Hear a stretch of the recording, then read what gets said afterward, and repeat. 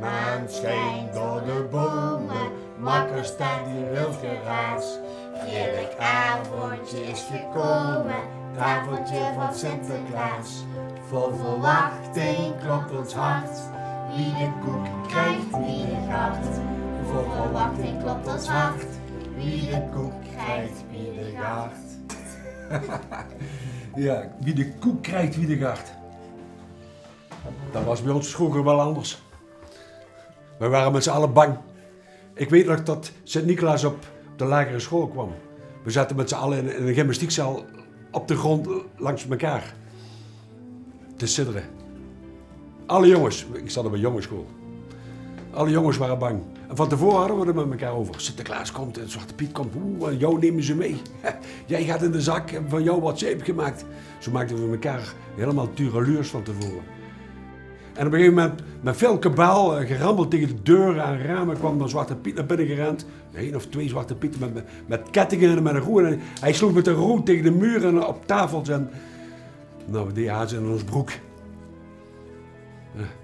Dag Sinterklaasje zongen we dan. Dag Sinterklaasje, dag, dag. Ik weet het nog precies. En daar kwam Sint-Nicolaas binnen, heel statig. Hij werd begroet door de broeders. Ze kuste zijn ring. Dat weet ik nog precies. Ze kuste zijn ring. En daar ging het boek open. Het grote boek. En hij riep ons bij zich. En ik zat te zitteren. Als hij mij maar niet roept, als hij mij maar niet roept. Maar jawel, ik moest bij hem komen en het boek ging open en er stond er. Zo, zo, zei hij dan. Zo, zo. Sefke, dat ben jij toch, Sefke? Ja. Ja, Sinterklaas. Zo, Sefke, zei hij tegen mij. Jij komt vaak te laat op school, hè? Ik zei, ja, Sinterklaas. Hoe komt dat? Nou, dat wist je niet. Je wist geen eens wat je moest zeggen tegen die Sint-Nicolaas.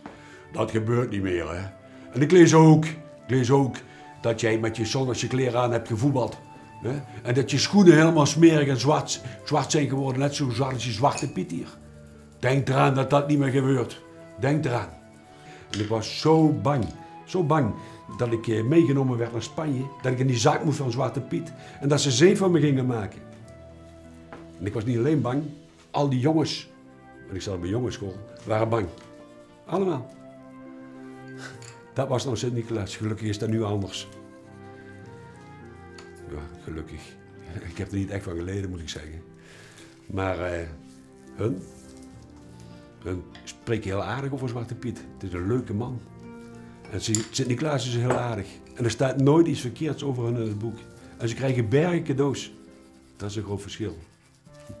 Ik kreeg een houten treintje of een poppenkast. Lot heeft een computer gevraagd en Anne een fototoestel. Computer had ik vroeger nooit van gehoord. Ja, een computer, Lotte. Ja, wat leuk.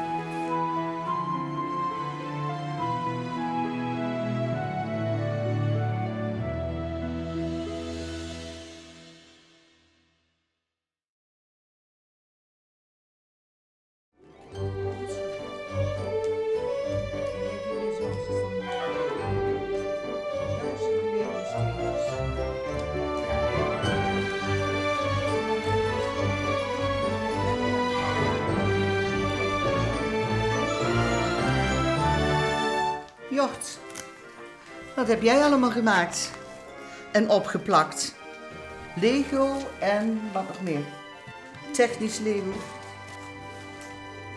Ja.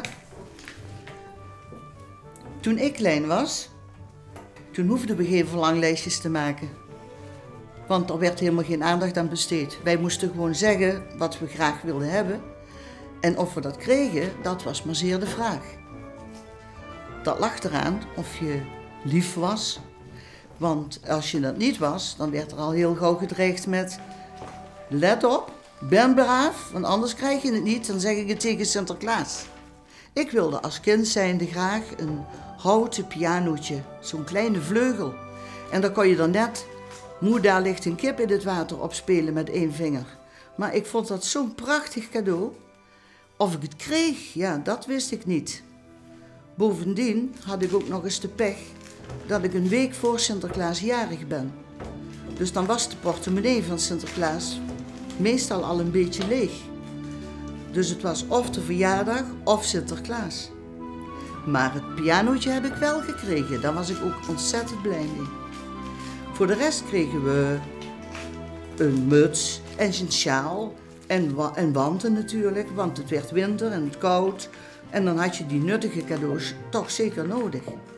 En verder voor de rest moest je blij zijn met wat je kreeg. Dat werd dan aangevuld met een bord waarop een mandarijntje lag en wat noten en een chocoladeletter natuurlijk. En suikergoed, marsepein. Het staat niet voor niks allemaal bezongen in die liedjes. Dus verlanglijstjes, nee, die hadden wij niet. Gelukkig maar is Sinterklaas tegenwoordig een vele lievere man. Eentje waar alle kinderen veel van houden. En Sinterklaas houdt van die kinderen. En? Houden jullie ook van Sinterklaas? Ja. Dus daarom maken jullie het verlanglijstje helemaal compleet.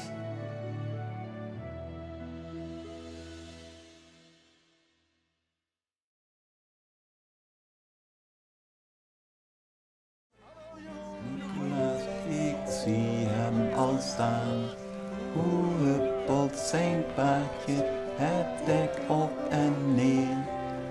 Hoe waaien de wimpels al heen en alweer.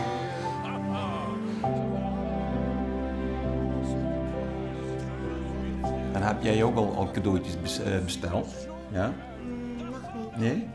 Heb je al boekjes waar allemaal die cadeautjes in zitten, waar je kunt uitzoeken? Ja.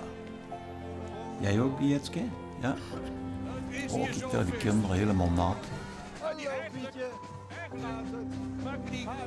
Daar heb je de muzikanten. De Pieten spelen hun eigen liedjes. Wat een media-aandacht. Dat was in mijn tijd wel anders. De begin jaren 50.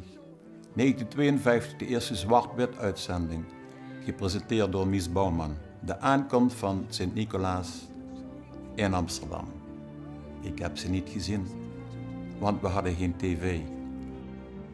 Er waren maar weinig gezinnen die toen een tv bezaten. Wij dus ook niet. Tegenwoordig worden er foto's gemaakt.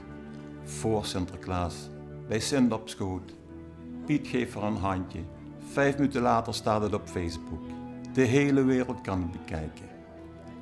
Maar deze media-aandacht is commercieel.